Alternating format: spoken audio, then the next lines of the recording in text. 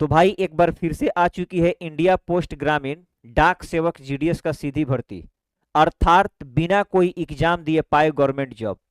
जी हाँ, बिल्कुल सही सुन रहे हो, बिना कोई पेपर दिए लगने वाला है सरकारी नौकरी, वो भी आप केवल 10th पास हैं, आप इस फॉर्म को अप्लाई कर सकते हैं। तो इस वीडियो में हम जानेंगे इस वैकेंसी का पूरा डिटेल कि आखिर किस उम्र के बच्चे इस फॉर्म को डाल सकते हैं, क्या क्वालिफिकेशन होनी चाहिए, और यदि एग्जाम नहीं हो रही है तो किस बेसिस पे मेरिट बनेगी, मतलब किस बेसिस पे हमारी जॉब लगने वाली है।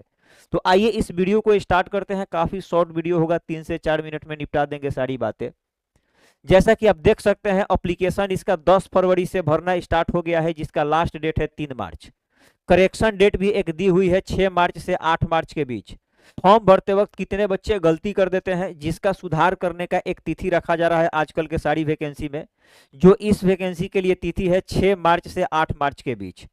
और यदि बात करें तो इस फॉर्म को भरने के लिए चार्जेज रखी गई है जनरल और ओबीसी के लिए 100 रुपया, SC ST और पीडब्ल्यूडी के जो भी बच्चे होंगे उनसे 0 रुपया चार्ज है, नो चार्ज। और फीमेल का भी, चाहे जिस भी कैटेगरी से फीमेल हो, फॉर्म भरने का कोई चार्ज नहीं लगने वाला है। आगे बात करते हैं तो टोटल पोस्ट है 21,413, जिसका क्वालिफिकेशन केवल और केवल मैट्रिक।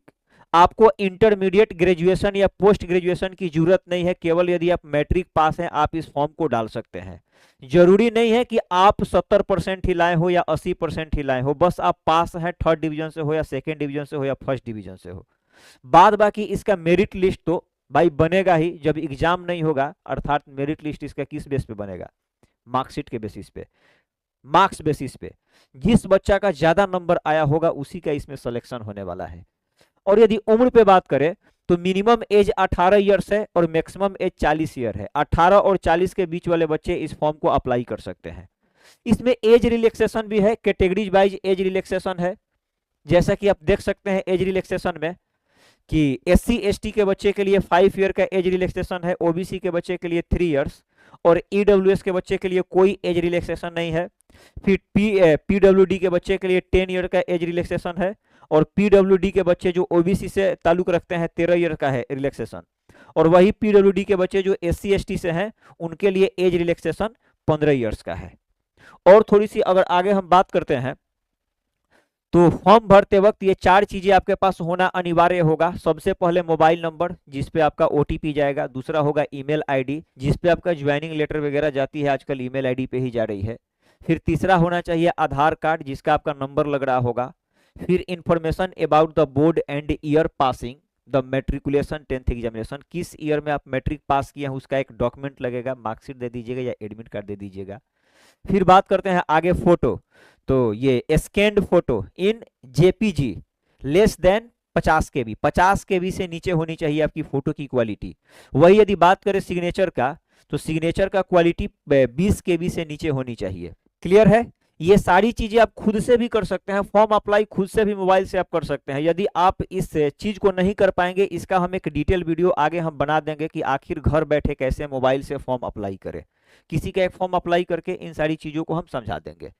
फिर आगे यदि बात करें मेरिट लिस्ट बनने के बाद आपका डॉक्यूमेंट्स वेरिफिकेशन होगा। मेरिट लिस्ट किस आधार पे बनेगा, तो मेरिट लिस्ट आपका बनने वाला है मार्क्स बेसिस पे। जिस बच्चा को ज्यादा मार्क्स मिला होगा उसी का सिलेक्शन होने वाला है। मतलब ऊपर से नीचे की तरफ आएगा 100%, 99%, 98%, 97% लेते हुए छांटते हुए बच्चों को आ रहा होगा नीचे की तरफ। बात क्लियर है? हाँ, तो जब आपका मेरिट लिस्ट आ जाएगा डॉक्यूमेंट्स वेरिफिकेशन हो, तो डॉक्यूमेंट्स वेरिफिकेशन एक होता है जिसमें आपको टोटल ओरिजिनल डॉक्यूमेंट लेकर जाना है, 2-2 फोटो कॉपी कराकर। पहला है मार्कशीट, दूसरा है आइडेंटिटी प्रूफ। आइडेंटिटी प्रूफ के तौर पे पहचान पत्र हो या आधार कार्ड हो, पैन कार्ड हो, कुछ भी लेकर जा सकते हैं। कास्ट सर्टिफिकेट, जिनके पास कास्ट सर्टिफिकेट है, SC ST OBC जो कास्ट सर्टिफिकेट अपना डालते हैं, वैसे जनरल का कोई कास्ट सर्टिफिकेट नहीं होता है। PWD सर्टिफिकेट, जो बच्चे PWD से ताल्लुक रखते हैं PWD का सर्टिफिकेट लगेगा। EWS का सर्टिफिकेट जो EWS से डाले होंगे EWS का सर्टिफिकेट। ट्रांसजेंडर सर्टिफिकेट, जो ट्रांसजेंडर से डाले होंगे उनका ट्रांसजेंडर सर्टिफिकेट लगेगा। डेट ऑफ बर्थ, तो डेट ऑफ बर्थ की जगह पे आप मार्कशीट डाल सकते हो या फिर होगा आपका जन्म प्रमाण पत्र तो उसे भी मेंशन कर सकते हो। हाँ, मेडिकल सर्टिफिकेट भी लगेगा जो बच्चे मेडिकली प्रॉफिट उठाना चाहते हैं।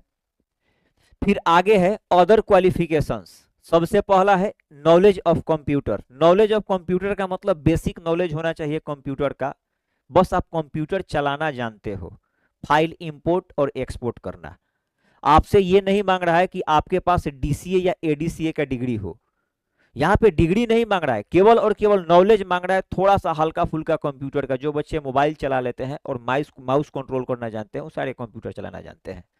फिर दूसरा है नॉलेज ऑफ साइकिलिंग, साइकिल चलाने आता हो, साइकिल चलाना तो हर बच्चा जानते हैं। फिर तीसरा हो जाएगा ये जिस भी सीट से आप फॉर्म डाल रहे हो, जिस भी स्टेट से फॉर्म डाल रहे हो, वहाँ का क्षेत्रीय भाषा का ज्ञात आपको होना चाहिए। जैसे मान लीजिए आप बिहार से फॉर्म डाल रहे हैं तो आपको हिंदी आना चाहिए, दिल्ली से डाल रहे हैं आपको हिंदी आना चाहिए, साउथ साइड से डाल रहे हैं, तमिलनाडु साइड से डाल रहे हैं, आपको तमिल आना चाहिए। मतलब जिस भी आप स्टेट से डाल रहे हैं फॉर्म, जाकर एक बार चेक कर लीजिएगा कि हम किस स्टेट से फॉर्म डालने वाले हैं, वहाँ का क्षेत्रीय भाषा देख लीजिएगा, अगर आपको आता होगा क्षेत्रीय भाषा उसी स्टेट से आप फॉर्म डालिएगा। फिर यदि इसके सैलरी पे बात करें तो ये वैकेंसी टोटल 3 पोस्ट के लिए आया है। पहला है बीपीएम, दूसरा है एबीपीएम, तीसरा है डाक सेवक। 2 पोस्ट का सेम सैलरी है। एबीपीएम और डाक सेवक का सैलरी आपका बनेगा 10,000 से 24,470 के बीच। वही यदि बात किया जाए बीपीएम का, बीपीएम का सैलरी 12,000 से 29,380 के बीच बनने वाला है। तो यही था आज का वीडियो, जाइए इस फॉर्म को डालिए। तो मिलते हैं फिर नेक्स्ट वीडियो में, जिसमें हम लोग देख रहे होंगे आखिर इसका फॉर्म हम घर बैठे मोबाइल से कैसे डालें, कैसे हम इसका पीडीएफ बनाए, क्या बोलते हैं फोटो का क्वालिटी घटाएं, कैसे सिग्नेचर का क्वालिटी घटाएं। इन सारी चीज़ों को हम देख रहे होंगे अगला किसी वीडियो में। Thank you for watching and all the best, bye bye.